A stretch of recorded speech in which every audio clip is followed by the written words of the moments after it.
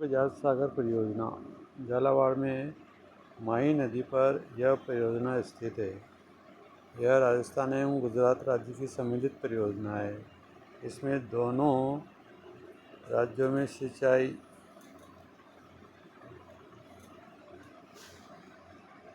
जल विद्युत, पेयजल की सुविधाएं उपलब्ध रहती है। तो कौन सी ज़िले में? बांसवाड़ा ज़िले में। और कौन से राज्य की साझी परियोजना है? राजस्थान और गुजरात। बिसलपुर परियोजना राजस्थान के टोंक जिले के टोडा रायसी नगर के पास बिसलपुर गांव में बनास नदी के ऊपर सिंचाई और पेयजल के उद्देश्य से इस परियोजना का निर्माण किया गया है।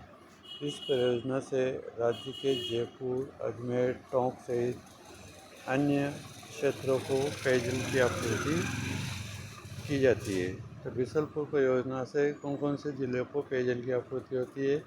जयपुर, अजमेर, टोंक।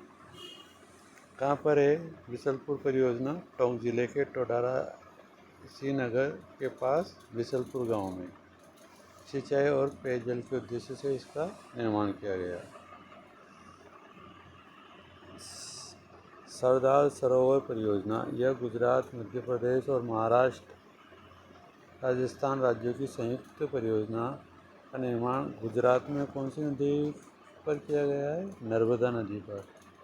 इस परियोजना से राजस्थान के दक्षिण पश्चिम में नहर द्वारा बाड़मेर, जालोर जिले में सिंचाई एवं पेयजल सुविधाएं उपलब्ध कराई जाती है।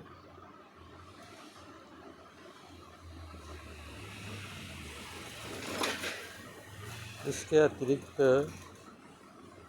राज्य में पाली जिले में जवाई नदी पर जवाई परियोजना, डूंगरपुर जिले में सोम नदी पर सोम कमलांबा परियोजना, उदयपुर जिले में मानसी वाकल परियोजना, प्रतापगढ़ जिले में जाखम नदी पर जाखम परियोजना भी है।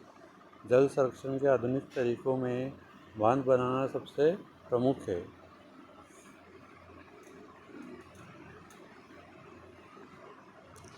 राजस्थान की प्रमुख झीलें एवं जल संचयन राजस्थान के लगभग हर क्षेत्र में पारंपरिक जल स्रोत कौन कौन से हैं? पारंपरिक जल स्रोत कुएँ, बावड़ियाँ, जोहड़, टाँके, खंडीन आदि पाए जाते हैं। तत्कालीन राजा महाराजाओं ने जल संचयन और जल संरक्षण के लिए कई उपाय किए।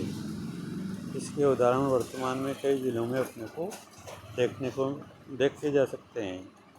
उदयपुर में 14वीं सदी से 19वीं सदी तक जल संरक्षण हेतु अनेक कार्यों द्वारा ऐतिहासिक जल प्रबंधन प्रणाली का विकास किया गया। ऐतिहासिक जो इतिहास में प्रसिद्ध है।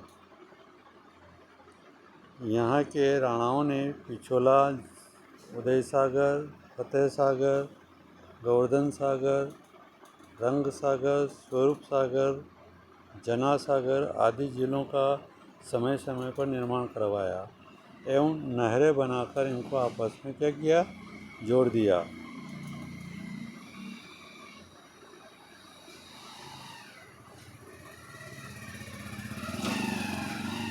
इससे वर्षा ऋतु में जल एक के बाद दूसरी जिले में स्थानांतरित हो जाता है।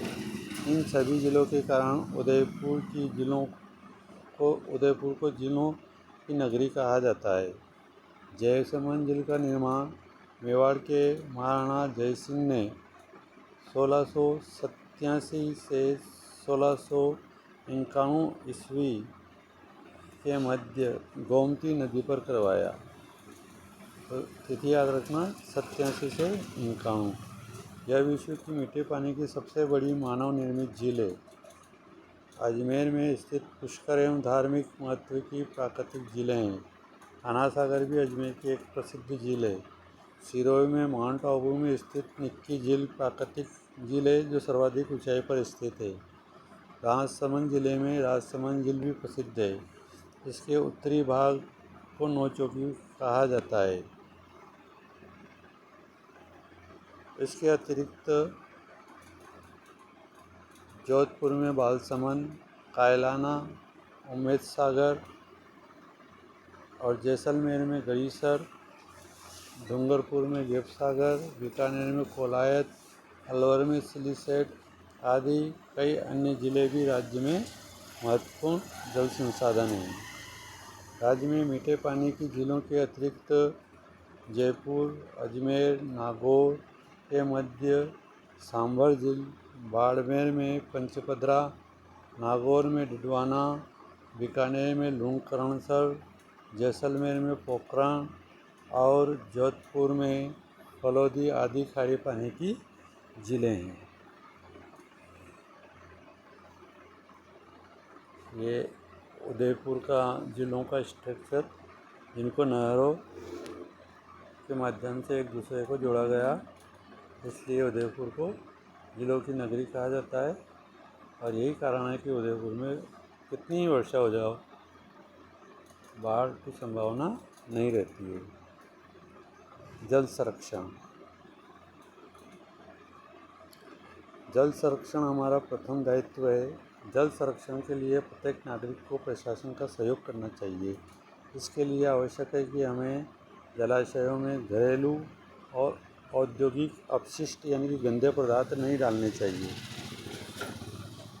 पेयजल स्रोतों के निकट स्नान आदि नहीं करना चाहिए। इसके साथ साथ जल संचयन, जनसंख्या नियंत्रण, सिंचाई की उन्नत विधियों का उपयोग करें। वृक्षारोपण में वृद्धि करें। भूमिगत जल का विवेकपूर्ण उपयोग करें। जल का पुनः उपयोग करें। प्रयत्नों से जल का संरक्षण किया जाना अति आवश्यक है। अधिक वर्षा वाले क्षेत्रों से जल को नहरों के द्वारा कम वर्षा वाले क्षेत्रों में पहुंचाकर जनजीवन और उद्योगों के लिए अनुकूल परिस्थितियां सरकार द्वारा उपलब्ध करवाई जा रही है। इंदिरा गांधी नहर इसका उदाहरण है। वर्तमान में रूफटॉप जल संचयन, वाटर हार्वेस्टिंग तकनीकें बहुत प्रचलित है। रूफटॉप जल संचयन विधि में घर की छत पर गिरे वर्षा के जल को घर के नीचे बने हुए कुएं में एकत्र किया जाता है। वाटर हार्वेस्टिंग तकनीक द्वारा वर्षा के व्यर्थ बहने वाले जल को भूमिगत किया जाता है। पश्चिमी राजस्थान में प्राचीन समय से यहाँ के निवासी टाँका, खंडिन, जोहर आदि का निर्माण कर वर्षा जल का संग्रहण और संरक्षण करते हैं। इन तकनीकों को वृहद स्तर पर अपनाने की क्या है आवश्यकता है। भूगर्भिक भूमि के अंदर का